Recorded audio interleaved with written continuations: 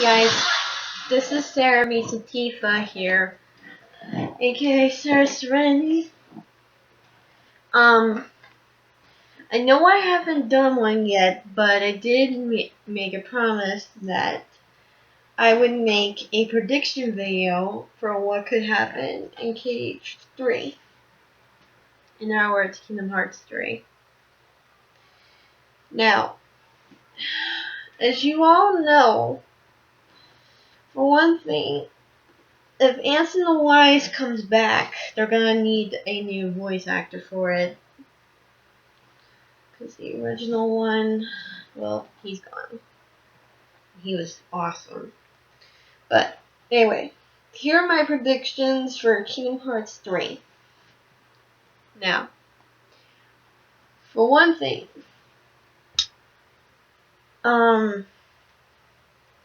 well, Tetsuya Nomura already made it clear that Sora and Kairi are not going to be together. He already announced that and made it clear, so that makes me happy. But what I believe is going to end up happening, though, for one thing, is I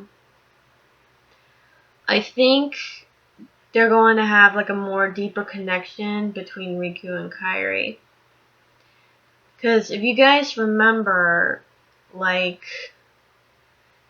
in the very first game, it is clear that, he has feelings for Kairi. And like I said in my earlier video, the one about why I hate Kairi so much, which I still do, he sacrificed a lot, for Kairi. Even if it meant, him going into darkness and never being able to see her again.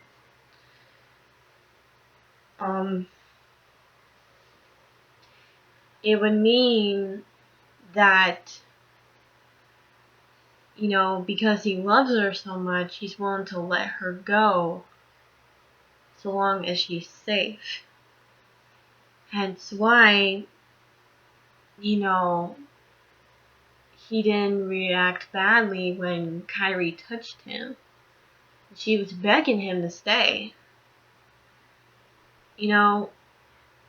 I think, well, in truth, Sora and Kairi are always just gonna be just best friends. It's already been clear about that.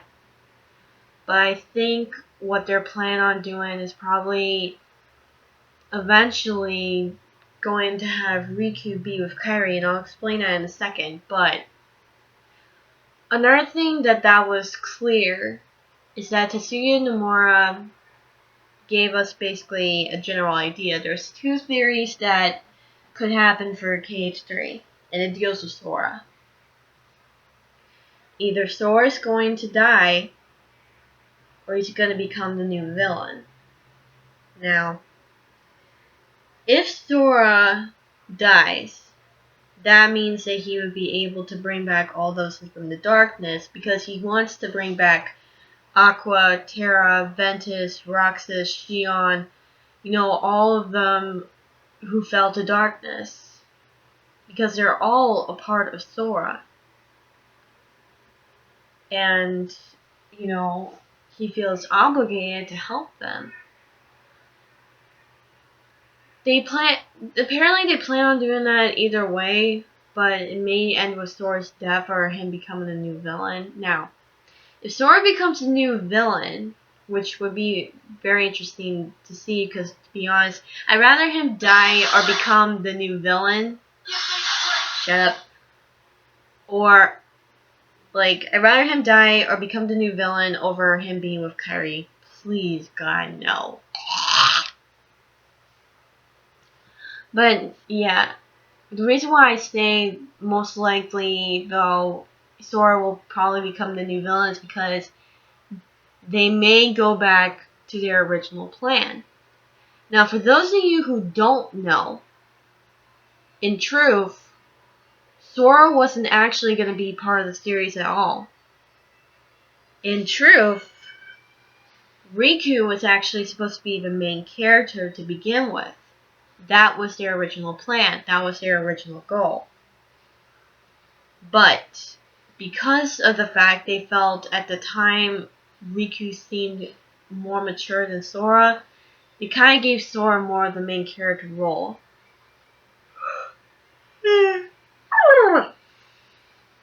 But in a way, Riku was just as immature as Sora was, and not to mention, Sora didn't pass the mark of mastery. Riku did. So he's a full Keyblade master just as Aqua is. So um so what I think could happen is that, at some point, maybe when Sora brings back the others from the darkness, he either sacrifices himself and he dies, or he sacrifices himself to the darkness and he becomes a new villain. And if that happens, then Riku will probably go back to being the main character. Now, I know this sounds crazy, but I mean, think about it. Why would they start having Riku being a playable character now? You were able to play him in Chain of Memories. You were able to play him in Dream Drop Distance.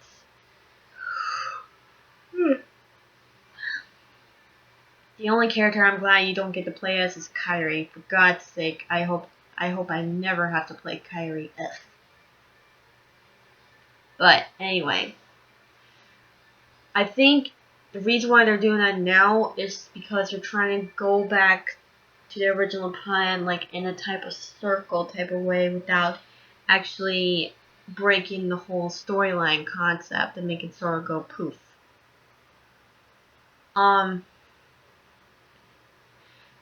I've read up on news feeds and stuff that, and there are people who will agree with me that whether you agree with it or not, Tifa Lockhart does deserve a Keyblade. In my opinion, she deserves it a lot more than Kairi. She's a martial arts fighter. She can protect anyone. She can literally kick Heartless and nobody's ass just by using her fist and feet. And personally, she's full of beauty and full of grace. If anything, she should either be princess or queen of Kingdom Hearts. But then again, I'm a Tifa X Sora fan, so I love that pairing, Tifa and Sora forever. Not that I have anything against Tifa and Cloud. It's just I love Tifa and I love Sora. So it's my favorite pairing. But what I'm probably gonna end up doing is hopefully after my writer's block goes away, I'll probably go back to continuing writing Kairi Eats Hearts and get into more of that detail of that deeper connection with Riku and Kairi. And maybe sometime in the future I may consider doing something with Riku and Kairi, like just a quick fanfic.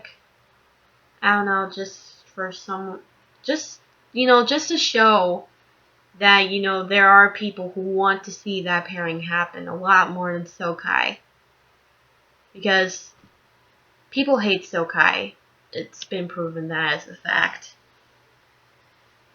The majority of people who love Sokai are like Justin Bieber fans, so ugh.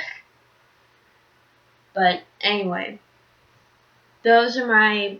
Oh, and for the worlds, they're probably gonna have Frozen. Probably gonna bring back Alice in Wonderland. Probably gonna have Atlantis in it, which would be interesting to see. And apparently they might have DLC where you can create your own Keyblade Master and have them play along in the game. And if that's the case, I'm definitely making my OC and pairing her up with Sora. So that will be definitely worth it. But that's my prediction for KH3. Until then, Sarah Serenity, out.